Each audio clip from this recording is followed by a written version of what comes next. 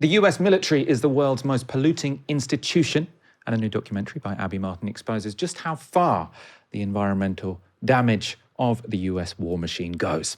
And this is the trailer for Earth's Greatest Enemy.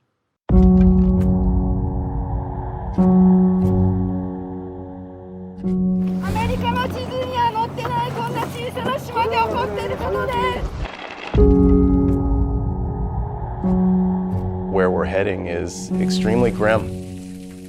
So we have to brace ourselves for what's coming. There are still many secrets. The water on the base was contaminated, hence all the dead babies. Oh, shit. These toxic chemicals are in the blood of my people.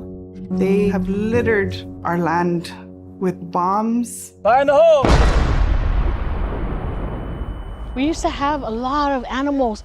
Just keep quiet. Do you hear a bird?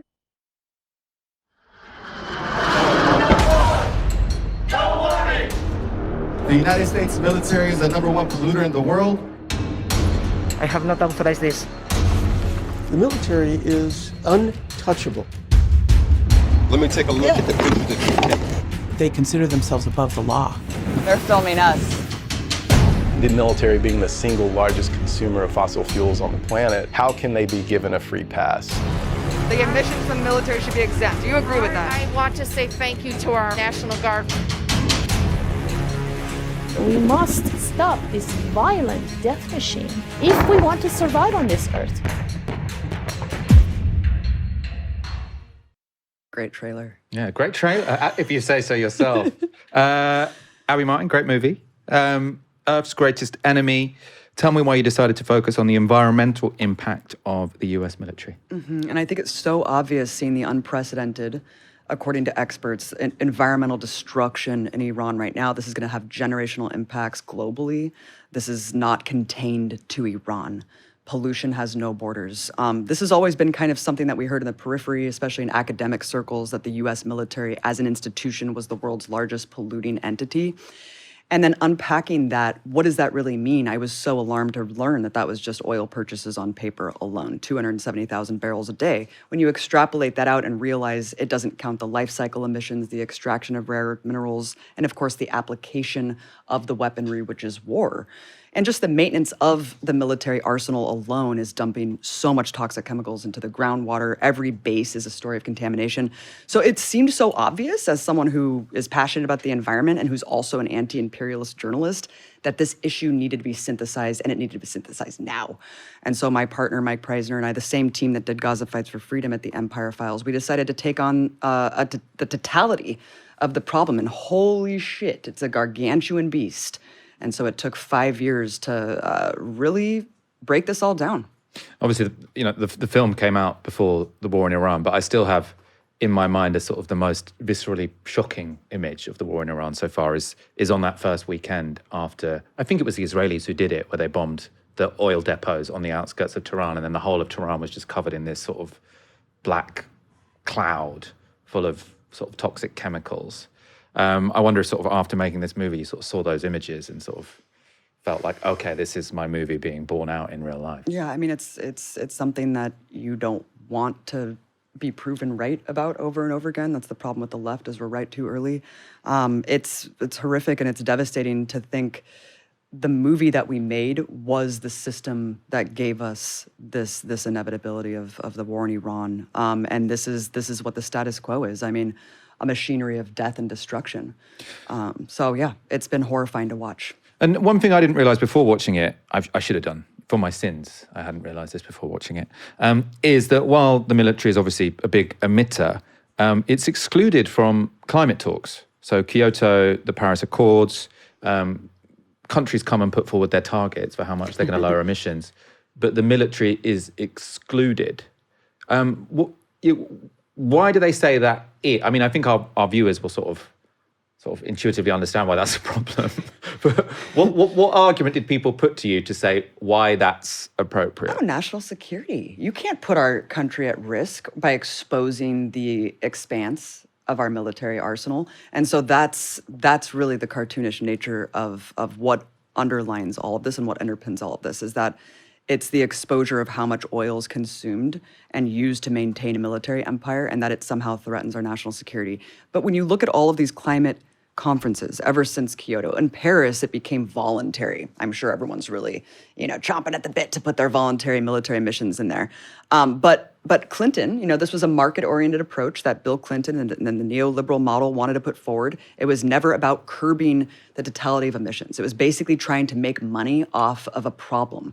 And that's been the entire problem with neoliberalism. And that's why you've had this kind of detached public who doesn't even believe that it's real because they see elites profiting off of what could be the solution. And so people like Al Gore and Bill Clinton pushed this market-oriented approach and basically created an immunity around the military, which means we're not actually counting emissions. How are we going to get to net zero at 2050 if we're not actually counting cumulatively emissions? It makes no sense. And how did you, because I've been sort of looking up, I know you I think you've got the total sort of emissions in your film, haven't you? And I was looking up percentages today. And I mean, it is difficult. Everyone seems to have a different one. So I was looking at Guardian, the Pentagon, the US Armed Forces and DOD is the world's largest institutional greenhouse gas emitter, accounting for at least 1% of total US emissions. That's according to analysis by Netta Crawford at Brown University.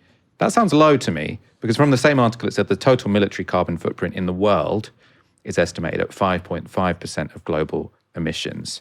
So sort of total. I don't understand how it would be much lower in America than the rest of the world, given that they've got larger military. But I'll do this as an open question. How did you sort of assess this in terms of numbers and in terms of, because obviously in climate, it is helpful to see how big a problem is this compared to other things. So what is the percentage of military emissions, the percentage of emissions that come from the military in your understanding and come from the American military specifically? Well, the problem is it becomes unquantifiable and difficult to process because of the global military empire that the U.S. controls. They're not just enforcing the U.S. military. They're using UK infrastructure. They have proxy forces. They're funding conflicts all around the world. It's the great power competition, the military buildup with Russia and China as a reaction to this kind of belligerence from the US. So it's actually impossible to quantify, but when you're looking at that statistic, that is just the oil purchases. So it's ebbed and flowed. Netta Crawford's book's really important to kind of document how it's waned and risen over the course of the last couple decades, because the military would actually point to that and be like, look, we're actually using less oil. They tried to position themselves as like stewards of the environment. During the Obama administration, during the Biden administration even, they were trying to repackage the propaganda to basically say, we want you to like come into the military to fight climate change. We're gonna help the generation, Gen Z, like be a part of this whole apparatus to save the environment. But then that's just completely gone out the window, just like the pretense of human rights, democracy. It's all about oil. Hegseth tweeted, didn't he, that the US military doesn't care about this climate crap. Yeah, this climate crap. With Trump in charge. It has gone down, so it's, again, this is from that same Guardian article. It has gone down, right? So this is telling me as defense spending has declined as a proportion of GDP, emissions from the DOD, so the Department of Defense has declined. So it was 100. Yeah, at the peak of the war on terror, it's obviously higher. It's half what it was in the 80s, is what this is suggesting, but still high.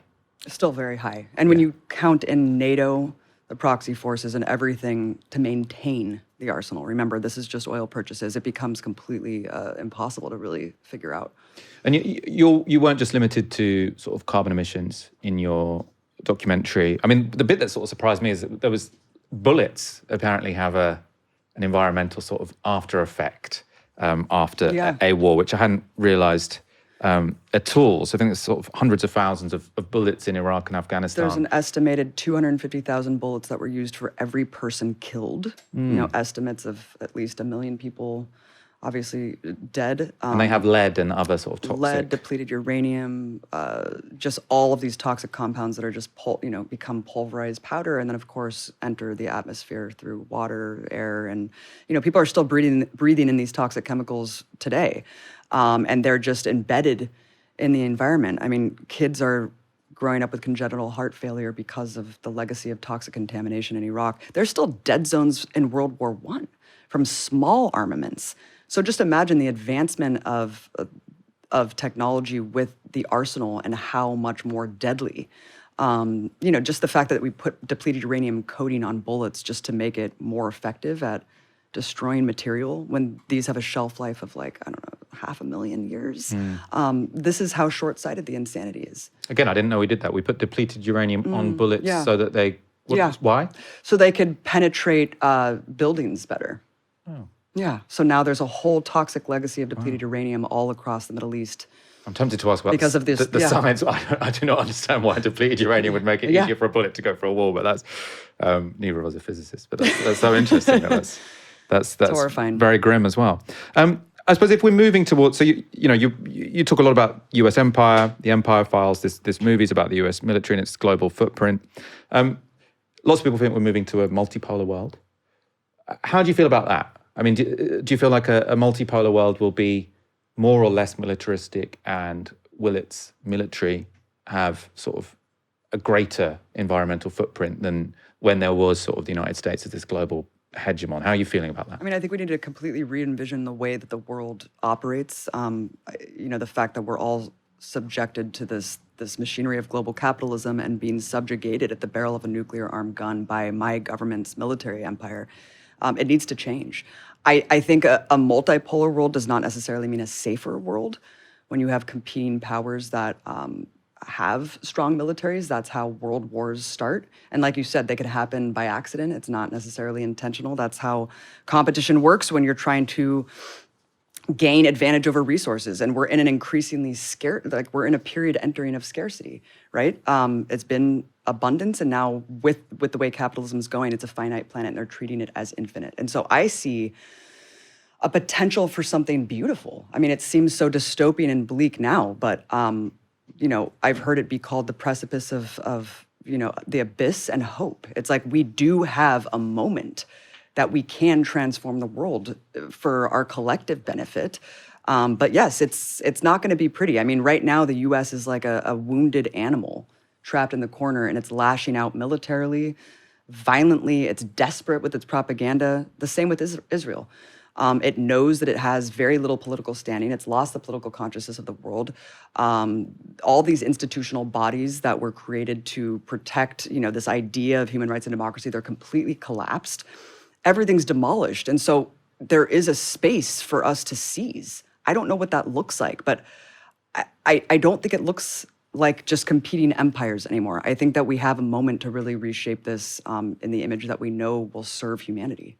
If you look at politics at the moment, so I mean, I think everyone can see that the American empire is declining and it's lashing out, right? That's uncontroversial. I mean, especially looking at what's happening in Iran, sort of more than anything, lashing out, and it's sort of a disaster not just for the people of Iran, but I mean for everyone, essentially.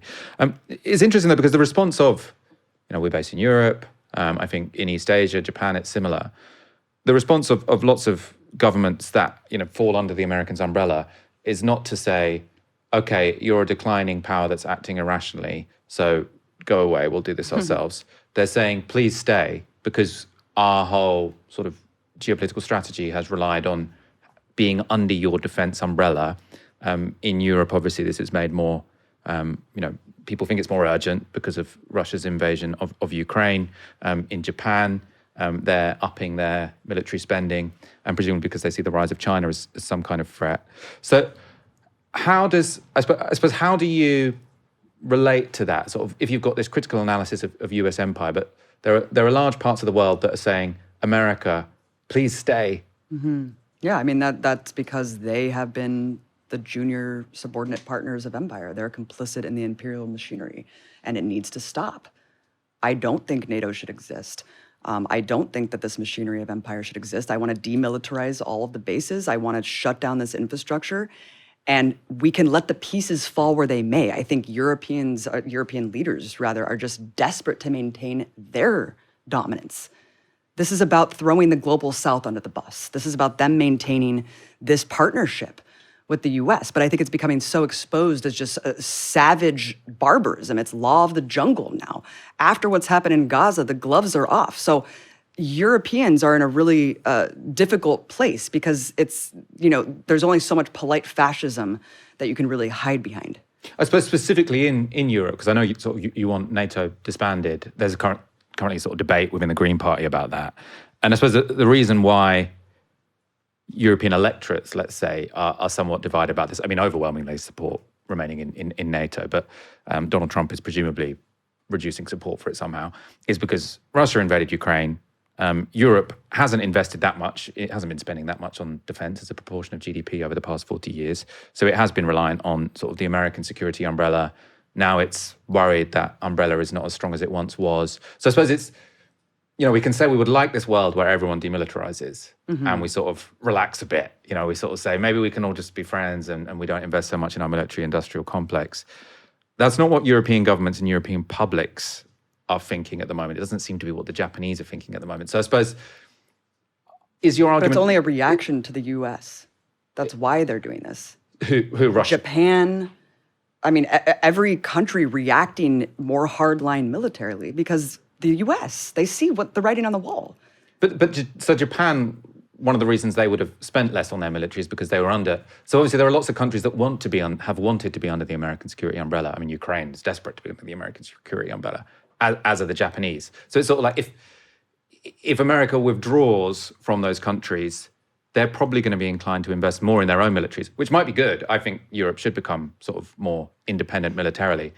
But I think there's a strong argument that the drawing back of American empire actually will create sort of more military spending overall, because you'll have all of these countries that think they need their own deterrent, which seems to be happening already, right? All of Europe, Japan, everyone is increasing their military spending because they think that the Americans can't protect them anymore. Yeah, I mean, well, right now you have the imposition of 5% NATO spending. It's completely insane.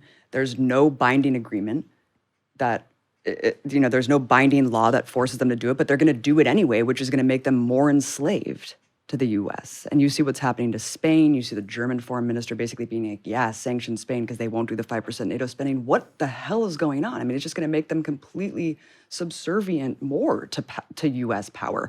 Look, I think that that Europeans need to step up. European leaders, the only reason this is happening is because of this normalization.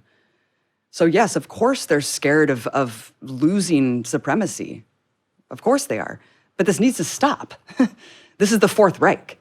So right now we're in a situation where it's World War II and we have no allied powers coming to save the world. We have the Fourth Reich marching on, and European allies are just the doormats to this global takeover. It's horrifying. So yeah, it might be unsettling for a bit to figure out how can they get their footing again, but do we have any other choice? Well, I suppose I'm just saying, if the Europeans are thinking that they need to have sort of a stronger defense because Russia now has invaded Ukraine, obviously like the Poles, the Estonians are going to be desperate for European rearmament. There's an argument whether we need to in Britain because Russia isn't about to invade us, but there clearly are sort of countries who are on the border with Russia. And I suppose just the argument of we don't need strong militaries has always sort of struggled historically and seems to be sort of struggling even more now because we are in what seems like a more violent world, in part because of American imperialism in the Middle East, but it's not just the Americans. I think that we don't need to build up a military empire. I'm not talking about being defenseless. I'm not talking about decommissioning the militaries. I just think that this is a very, very bad trajectory where militarism is the solution. And every cent that's taken out, that's put into the 5% NATO spending is taken out of the coffers of social services. This is obvious. So it's just going to continue to hollow out the infrastructure of civil society to feed this beast. But I think that the biggest threat in the world, the biggest purveyor of violence and terrorism is obviously my government in conjunction with Israel. And until the world joins together to stop this, we can't even foresee what's next. We can't even envision a more peaceful or collaborative world. We need to stop what's right in front of our faces, which is Donald Trump in position, at the helm of U.S. empire, destroying the planet. How are you feeling about the rise of China? I'm going in 2 weeks. I'm very excited about it. But are you positive about that? Do you see that as sort of a possible counterbalance to U.S. power in the world? Of course. I mean, of course, what China's doing. Look, you look at their emissions. I've been told, why don't you incorporate China? They've absorbed all of our manufacturing. You have to look at cumulative emissions. None of this happens in a vacuum. But what they're doing to try to wane off of fossil fuels is really admirable. In a country that massive, to do that, I think it's astonishing what a modicum of central planning can do. So yes, of course. I mean, just the fact that China's, helping buy Iranian oil and doing other things behind the scenes to try to deter the U.S., to try to hurt U.S. in these efforts, I think is great. But yeah, I mean, I think China as a whole, I mean, people, to actually point to China and say that they're imperialist or they're trying to do, that if we weren't the empire China or Russia would be, I think it's based on just complete ahistorical nonsense. Nothing China has done remotely compares to what the U.S. is doing to dominate the planet. Russia seems more imperialist than China, right? I'd agree that like China's rise has been remarkably peaceful, but Russia doesn't seem like its sort of current state of being is particularly peaceful. I don't know. I mean, they invaded Ukraine. I mean, the thing is, I blame Western powers just as much as I do Russia. It's really hard to just single out Russia as like an imperialist power when I look at what my own government did to drive this. And you think what that was sort of having Americans in Ukraine and the 2014 sort of Maidan movement? Of course. I mean, everything. Victoria Nuland on the ground. I mean, fomenting everything that happened, and then plus you put NATO right up on the doorstep where you can have nukes like be carried. I mean, this is exactly what they were warning that they would never do. In all of all the waves of buildup of NATO, they had promised never put NATO on our doorstep. And then, of course, I mean, you're poking the bear. What do you think's going to happen? I'm not defending it. It was a criminal war. But I think that my country is very responsible and for also stymieing negotiations and a peace settlement between Ukraine. And also Boris Johnson was too. So Western leaders have basically stalled a peace settlement in Ukraine and used Ukrainians as cannon fodder. And I don't agree with that. I don't agree with a war of attrition trying to bankrupt Russia and using and spending hundreds of thousands of lives to do that. Like Hillary Clinton said, it's the Afghanistan model. That's disgusting. I mean, I think lots of that is very much valid. I do think that other countries also have their own expansionist ideologies, right? It's not just the United States and Israel. So Putin, very specifically after his invasion of Ukraine, there were lots of people arguing that this was, to a large degree a result of NATO expansion, whether or not you consider sort of Maidan a coup or an uprising. There are lots of ways in which the West was quite provocative to the Russians, let's face it. But when Putin gave his 2-hour-long speeches, he was often talking about a greater Russia, right? He was often speaking in very explicitly imperialist language. He wasn't saying like, oh, I'm a guy who just wants to keep myself to myself, but the Americans kept poking the bear. He's saying like, Ukraine has always been Russia. It's not a real country. Yeah, he also threw Lenin under the bus. Yeah, he just said a lot of shit. What I mean is there the analysis of sort of what is the military strategy going to be for Europe, for most countries? I don't know. I mean, what do you think it should be? I mean, I think that probably the Europeans are going to slowly have to build up their own deterrence while slowly disengaging from the United States and building up some kind of technological, military, economic sovereignty. But I think that it's actually quite a difficult moment now to argue for winding down military spending. I mean, potentially we've gone too far in the other direction and everyone's a bit too panicked about spending more of it. But it does seem plausible to me that we did have a sort of long peace dividend after the Cold War, after the Second World War. I mean, military spending has been declining ever since the Second World War. That was partly because we relied on the United States as a sort of predictable power who could provide a security umbrella. That's gone away, and the Europeans are going to have to step up, maybe some kind of European army. But I do think that now is a difficult moment to make the argument for sort of a broad-based de-armament. I'm very much against expeditionary warfare. I think get the fuck out of the Middle East, right? We don't need all these aircraft carriers. So you could also say we could spend a similar amount, but let's at least redeploy try to shut down defense. U.S. bases. How about let's start there? Let's shut down U.S. But I suppose bases. then did the Japanese want the in to shut down the bases? Because in your movie you've got the people in Okinawa who are from that local island saying there's too much environmental damage. That's where all the bases are. There's only a couple. But the Japanese government are like, we want the Americans to stay because we're worried about what happens if they go. Is that not the case? Yeah, well, we don't care. I mean, I don't care what the Japanese government wants. Who cares? What about I suppose you don't care what the Japanese government wants, what the Japanese people want? But all the governments are going to say, of course, we want the American military there because they want the power. Like they want to be protected, like you said. So, But shouldn't we listen to what the people want? The people are overwhelmingly opposed to the bases in But the people of Japan in general, right? In that local area, they might be. But I assume Japan is very much in favor of being part of the American security Japanese umbrella. people don't want the bases there. That's why they're not in mainland Japan. They're in Okinawa because it's used as they're indigenous people who are just used as a unsinkable aircraft carrier, just like they use Guam for. Japanese people, of course, they don't want American bases in mainland Japan. That's why there's barely any there. So it's that's more like NIMBYism, right? Yeah. Not in my backyard. So they want the American base, but they don't want it next to them. But obviously, I don't know if a Japanese party stood and said, let's get rid of the American bases, they probably wouldn't do very well. Or would they? I don't know. Of course, no, they would. I mean, the point is that every single administrator of Okinawa, I mean, I'm looking at Okinawa, which is where the bases are, they have all rejected. Yeah. But what I mean is US the people, so there are lots of nations where they want US presence in their country. In this particular case, there's an island that's part of Japan. So the argument would be that Japan should move the US base to the mainland, potentially, if they still want one. I don't even know what you're asking, sorry. Well, I'm saying, so basically, I think there's an argument about US bases. I mean, I think there are too many, but I think you also have to contend with the argument that there are lots of countries Why who should we want have to US remain. bases in Japan? Wait, because why? there are lots of countries Why? that want to remain part of the umbrella. Why are we arguing about why it's right to have a base in Japan? Like, wait, why are you saying? So you're saying the Japanese government wants it to protect them from China? China, potentially. I mean, in the same way that the Estonians want the NATO base to protect them from Russia. I mean, there are lots of countries that want to be part of that umbrella. Uh-huh. And I feel like that's worth considering, right? It's not. No, I don't think there's any evidence that shows that China's a threat to Japan. So I don't. What about Russia a threat to Estonia?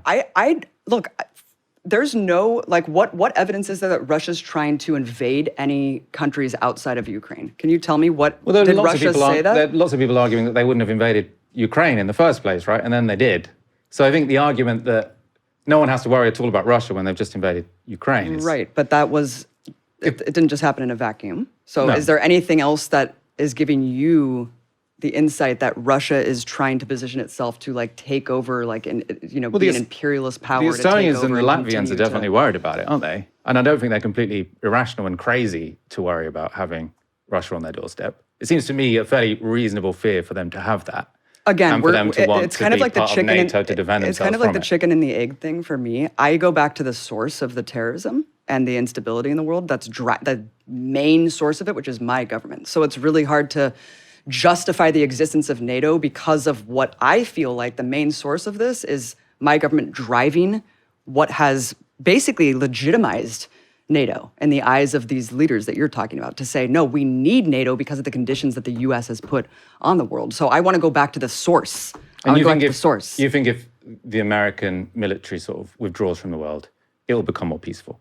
Well, that's a cartoonish, childlike way to look at it. I mean, over time, I think that we need to just have, look, I want to demilitarize my community first. Let's free the UK from US imperialism first. Let's have, like, hyper-localized efforts where we can have that international framework. But of course, I think that we're not going to survive as a species unless we demilitarize and decommission the global military empire. We're not going to survive. Yeah. I just think that if there's always going to be there's always going to be militarization, right? So the Americans... Does there need to be an empire, though? A global military empire? There normally has been some form of hegemony. A global dictatorship that's literally taken over every... Well, I mean, I'm into multipolarity, but I think world. that's going to involve us spending money on our military as well, right? So I just think there isn't an easy answer where we just say militarism can decline and that means that emissions go down. I think there needs to be an argument as to how...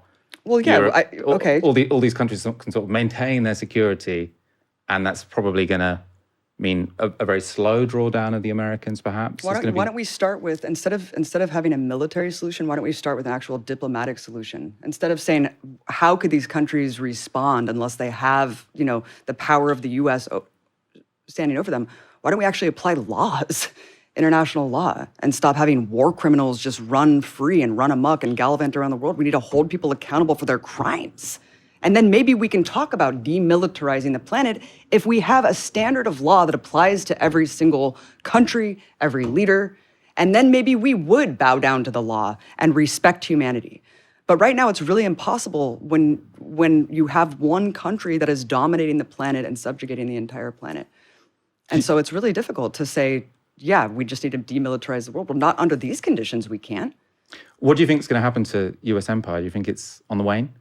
Of course. You said yourself, it's obvious, right? I mean, that's why it's lashing out. That's why it's so desperate. That's why it has to invert reality, because it only exists on the weight of its own propaganda. Of course, the military empire too. But we see how easy it is to shut down the arteries of capital. That's the language that these people speak. So it's not impossible to defeat. It just takes strategy and tactics. You can't defeat it militarily. But yes, of course, I see it waning. That's why it did this. That's why it went to war with Iran. Because that's why it's trying to get Greenland. That's why it's trying to go after the Arctic. It's like the last vestiges of everything that's left. They're just trying to go for it and use the chaos presidency to do it. And do you think American politics can sort of survive a post-imperial moment? Obviously, we've got Donald Trump now. Do you think this is just inevitable, that sort of like now America is no longer the unrivaled hegemon? It's just going to be in this sort of tailspin of chaos? I mean, let's hope that it doesn't start a nuclear war. I think that it can survive. What is it going to look like? I don't know. But it's definitely on its way out. I mean, just like Rome, I mean, military empires can only survive for so long. It's going to overextend just as it is now, and it's going to collapse. But yeah, I don't know what it's going to look like in that final stage. It's not going to be pretty. And that's where the rest of the world comes into play. Abby Martin, how can people see your movie? EarthsGreatestEnemy.com, coming out in 1 month on streaming, so check it out.